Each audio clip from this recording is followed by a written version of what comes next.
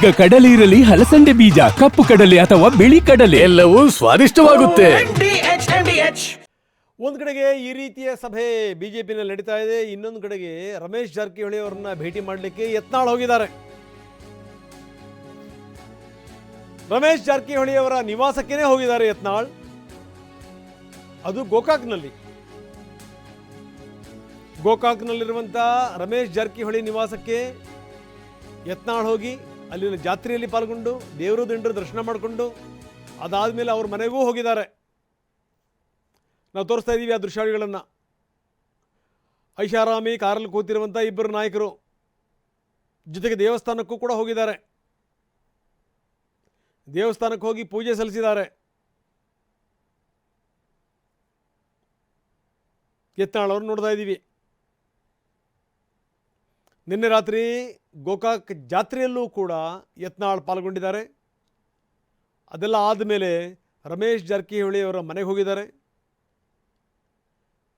ಮನೆಗೆ ಹೋಗಿ ಇಬ್ಬರು ನಾಯಕರು ಚರ್ಚೆ ಮಾಡಿದ್ದಾರೆ.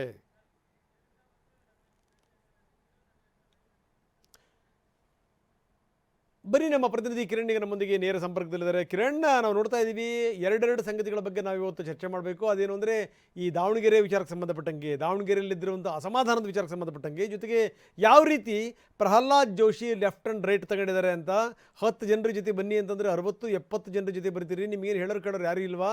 ನೀವು ಕೊಡುವಂಥ ಸ್ಟೇಟ್ಮೆಂಟ್ಗಳಿಂದ ವಿಜೇಂದ್ರ ಅವರಿಗೆ ಸೈಡ್ ಎಫೆಕ್ಟ್ ಆಗ್ತಾ ಇದೆ. ಇಲ್ಲಿಗೆ ನಿಲ್ಲಿಸಿದರೆ ಓಕೆ, ಇಲ್ಲಾಂದರೆ ನಿಮ್ಮ ವಿರುದ್ಧ ಕ್ರಮ ಜರುಗಿಸ್ತೀವಿ ಅನ್ನುವಂಥ ಮಾತು ನಂಬರ್ 1. ನಂಬರ್ 2, ಇನ್ನೊಂದು ಕಡೆಗೆ ನೋಡಿ, ಯತ್ನಾಳ್ ಅವ್ರು ಹೋಗಿ ರಮೇಶ್ ಜಾರಕಿಹೊಳಿ ಅವರ ನಿವಾಸಕ್ಕೆ ಹೋಗಿ ಅವ್ರನ್ನ ಭೇಟಿ ಮಾಡಿದ್ದಾರೆ. ಅವ್ರ ಊರಿನ ಜಾತ್ರೆಯಲ್ಲಿ ಪಾಲ್ಗೊಂಡಿದ್ದಾರೆ.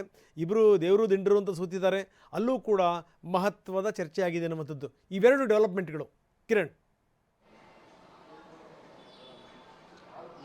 ರಂಗನಾಥ್, ದಾವಣಗೆರೆ ಜಿಲ್ಲಾ ಬಿಜೆಪಿ ವಿಚಾರಕ್ಕೆ ಸಂಬಂಧಪಟ್ಟಂತೆ ಕೇಂದ್ರ ಸಚಿವ ಪ್ರಹ್ಲಾದ್ ಜೋಶಿ ಅವರ ನೇತೃತ್ವದಲ್ಲಿ ನಿನ್ನೆ ಬಿಜೆಪಿ ಕಚೇರಿಯಲ್ಲಿ ಸಭೆಯಾಯಿತು. ಸಂಸದ ಗೋವಿಂದ ಕಾರಜೋಳ ಮತ್ತು ಮಾಜಿ ಮುಖ್ಯಮಂತ್ರಿ ಡಿ.ವಿ. ಸದಾನಂದಗೌಡ ಈ ಸಭೆಯಲ್ಲಿದ್ದರು ಮತ್ತು ಬಿಜೆಪಿ ರಾಜ್ಯಾಧ್ಯಕ್ಷ ಬಿ.ವಿ. ವಿಜೇಂದ್ರ ಕೂಡ ಈ ಸಭೆಯಲ್ಲಿದ್ದರು. ಸಭೆಯಲ್ಲಿ ರೇಣುಕಾಚಾರ್ಯ ಮತ್ತು ಅವರ ಜೊತೆ ಬಂದಿದ್ದಂತಹ ತಂಡ ಏನಿತ್ತು, ಆ ತಂಡಕ್ಕೆ ಸದಾನಂದಗೌಡ ಹಾಗೂ ಪ್ರಹ್ಲಾದ್ ಜೋಶಿ ಇಬ್ಬರು ಕೂಡ ಸ್ಪಷ್ಟವಾದಂತಹ ಒಂದು ರೀತಿಯಾದಂತಹ ವಾರ್ನಿಂಗ್ ರೀತಿಯಲ್ಲಿ ಸೂಚನೆಯನ್ನು ಕೊಟ್ಟಿದ್ದಾರೆ ಅನ್ನುವಂತಹ ಮಾಹಿತಿ ಲಭ್ಯವಾಗ್ತಿದೆ. ಯಾಕೆಂದರೆ ಇಲ್ಲಿ ರೇಣುಕಾಚಾರ್ಯ ಪದೇ ಪದೇ ಮಾಧ್ಯಮಗಳಿಗೆ ಹೇಳಿಕೆಯನ್ನು ಕೊಡುವಂಥ ವಿಚಾರದಲ್ಲಿ, ಅದು ಕೂಡ ಪಕ್ಷದ ವಿಚಾರದಲ್ಲಿ, ಅಲ್ಲೂ ಕೂಡ ಜೆ.ಎಂ. ಸಿದ್ದೇಶ್ವರ ಅವರ ವಿಚಾರದಲ್ಲೂ ಕೂಡ ಕೊಟ್ಟಂತ ಹೇಳಿಕೆ ನೇರವಾಗಿ ಒಂದಷ್ಟು ಪಕ್ಷದ ಮೇಲೆ, ಸಂಘಟನೆ ಮೇಲೆ ಪರಿಣಾಮ ಬೀರಿದೆ ಅನ್ನುವಂಥ ವಿಚಾರವನ್ನು ನಿನ್ನೆ ರೇಣುಕಾಚಾರ್ಯ ಅವರ ಗಮನಕ್ಕೆ ತಂದಿದ್ದಾರೆ.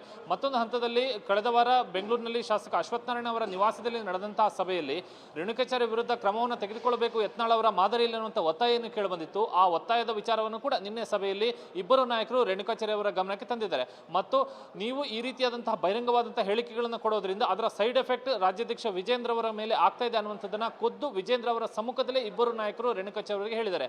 ರೇಣುಕಾಚಾರ್ಯ ಅವರಿಗೆ ಈ ರೀತಿಯಾದಂತಹ ಎಚ್ಚರಿಕೆಯನ್ನು ಕೊಡುವಂತಹ ಸಂದರ್ಭದಲ್ಲಿ ಆ ಸಭೆಯಲ್ಲಿ ರಾಜ್ಯಾಧ್ಯಕ್ಷ ವಿಜೇಂದ್ರ ಕೂಡ ಇದ್ರು ಅನ್ನುವಂಥದ್ದು ಇಲ್ಲಿ ಗಮನಾರ್ಹ. ಆ ಸಂದರ್ಭಕ್ಕೆ ವಿಜೇಂದ್ರ ಯಾವುದೇ ರೀತಿಯಂತಹ ಪ್ರತಿಕ್ರಿಯೆಯನ್ನು ವ್ಯಕ್ತಪಡಿಸಲಿಲ್ಲ ಅನ್ನುವಂತಹ ಮಾಹಿತಿ ಗೊತ್ತಾಗ್ತದೆ. ಹೀಗಾಗಿ ದಾವಣಗೆರೆಗೆ ಬಿಜೆಪಿಗೆ ಸಂಬಂಧಪಟ್ಟಂತಹ ವಿಚಾರದಲ್ಲಿ ಬಿಜೆಪಿ ನಾಯಕರುಗಳು 2-3 ಸಭೆಗಳನ್ನು ಮಾಡಿದರೂ ಕೂಡ ಅದು ಸೂಕ್ತ ರೀತಿಯಲ್ಲಿ ಆ ಭಿನ್ನಮತ ತಹಬದಿಗೆ ಬರ್ತಾ ಇಲ್ಲ ಅನ್ನುವಂತಹ ಕಾರಣಕ್ಕಾಗಿ ಸ್ಪಷ್ಟವಾದಂತಹ ಬಹುತೇಕ ಇದು ಅಂತಿಮ ವಾರ್ನಿಂಗ್ ಅನ್ನುವಂತಹ ರೀತಿಯಲ್ಲಿ ನಿನ್ನೆ ಸಭೆಯಲ್ಲಿ ಇಬ್ಬರು ನಾಯಕರು ಮಾತನಾಡಿದ್ದಾರೆ ಅನ್ನುವಂಥ ವಿಚಾರ ಗೊತ್ತಾಗಿದೆ.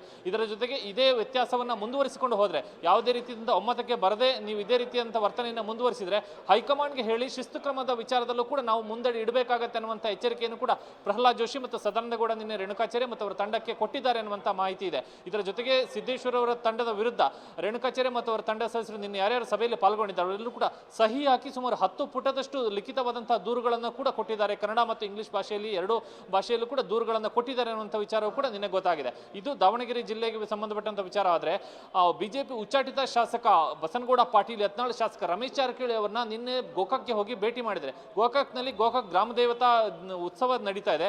ಆ ನೆಪದಲ್ಲಿ ಗೋಕಾಕ್ಗೆ ಭೇಟಿ ಕೊಟ್ಟಿರುವಂತಹ ಬಸನಗೌಡ ಪಾಟೀಲ್ ಯತ್ನಾಳ್ ರಮೇಶ್ ಜಾರಕಿಹೊಳಿನ ಭೇಟಿ ಮಾಡಿರುವಂಥದ್ದು, ಒಂದಷ್ಟು ಪೂಜೆಯನ್ನು ಸಲ್ಲಿಸಿ ಜಾರಕಿಹೊಳಿ ಅವರ ನಿವಾಸಕ್ಕೆ ತೆರಳಿ ಒಂದಷ್ಟು ಮಾತುಕತೆಯನ್ನು ಮಾಡಿದ್ದಾರೆ ಎನ್ನುವಂತಹ ಮಾಹಿತಿ ಸಿಕ್ಕಿದೆ. ಯಾಕೆಂದ್ರೆ ಇಲ್ಲಿ ಬಸನಗೌಡ ಪಾಟೀಲ್ ಯತ್ನಾಳ್ ಅವರ ತಂಡ ಏನಿತ್ತು, ಯತ್ನಾಳ್ ಟೀಮ್ ಅಂತ ಗುರುತಿಸಿಕೊಂಡಂತ ತಂಡ, ಆ ತಂಡ ಕಳೆದ 15 ದಿನಗಳಿಂದ ಅವರನ್ನ ಒಂದಷ್ಟು ದೂರಕ್ಕಿಡುವಂತಹ ರೀತಿಯಲ್ಲಿ ಆ ತಂಡದ ವರ್ತನೆ ಕಂಡು ಬಂದಿತ್ತು. RSS ಮುಖಂಡರು ಯಾವಾಗ ಯತ್ನಾಳ್ ಅವರ ತಂಡದ ಸದಸ್ಯರನ್ನ ಕರೆದು ಮಾತನಾಡಿದ್ರು ಮತ್ತು ಮಾಜಿ ಸಚಿವ ಅರವಿಂದ್ ಲಿಂಬಾವಳಿ ಬಿಜೆಪಿ ನಾಯಕರು ಕರೆದಂತ ಸಭೆಯಲ್ಲಿ ಪಾಲ್ಗೊಂಡಿದ್ರು, ಆ ನಂತರದಲ್ಲಿ ಯತ್ನಾಳ್ ಅವರ ಜೊತೆ ಅವರು ಹೇಳಿದಂತಹ ಮಾತುಗಳನ್ನು ಕೇಳೋದಿಲ್ಲ ಅನ್ನುವಂತಹ ಕಾರಣಕ್ಕಾಗಿ ಅವರಿಂದ ಒಂದಷ್ಟು ಅಂತರ ಕಾಯ್ದುಕೊಳ್ಳುವಂತಹ ರೀತಿಯಲ್ಲಿ ಕಂಡು ಬಂದಿತ್ತು. ಹೀಗಾಗಿ ಖುದ್ದು ಈಗ ಯತ್ನಾಳ್ ಅವರು ರಮೇಶ್ ಜಾರಕಿಹೊಳಿ ಅವರ ಜೊತೆಗೆ ಭೇಟಿಯನ್ನ ಮಾಡಿರುವಂತದ್ದು ಸಹಜವಾಗಿ ಒಂದಷ್ಟು ಕುತೂಹಲವನ್ನು ಕೆರಳಿಸಿದೆ. ಯಾವ ವಿಚಾರಕ್ಕೆ ಭೇಟಿಯಾಗಿದ್ದಾರೆ ಅನ್ನುವಂಥದ್ರ ಬಗ್ಗೆ ಇನ್ನೂ ಸ್ಪಷ್ಟವಾದಂತಹ ಮಾಹಿತಿ ಸಿಕ್ಕಿಲ್ಲ. ಆದ್ರೆ ರಮೇಶ್ ಜಾರಕಿಹೊಳಿ ಮತ್ತು ಯತ್ನಾಳ್ ಭೇಟಿಯಾಗಿರುವಂಥದ್ದು ಖಂಡಿತವಾಗಿ ಕೂಡ ಈ ಪಕ್ಷದ ಅವರ ಅಸಮಾಧಾನಿತ ತಂಡದ ಜೊತೆ ಈಗ RSS ಮುಖಂಡರು ಭೇಟಿಯನ್ನ ಮಾಡ್ತಿರುವಂತದ್ದು, ಮಾತುಕತೆ ನಡೆಸ್ತಿರುವಂತ ಸಂದರ್ಭದಲ್ಲಿ ಸಹಜವಾದಂತಹ ಕುತೂಹಲವನ್ನು ಕೆರಳಿಸಿದೆ. ಓಕೆ, ಧನ್ಯವಾದ ತಮ್ಮೆಲ್ಲ ಮಾಹಿತಿಗೆ.